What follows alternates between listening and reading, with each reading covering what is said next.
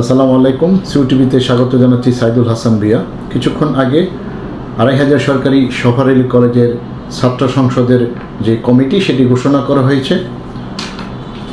VP হিসেবে নির্বাচিত হয়েছেন আফ্রিক খান আদর, জিএস হয়েছেন জাহিদুল ইসলাম পার্থ, এজিএস হয়েছেন শরীফুল ইসলাম সজীব এবং কলেজ শাখা ছাত্রলীগের দায়িত্ব অর্থাৎ সভাপতির দায়িত্ব পেয়েছেন রবিন ভুঁইয়া এবং সাধারণ সম্পাদকের দায়িত্ব পেয়েছেন সুজন মাহমুদ। চলুন দেখে আসি।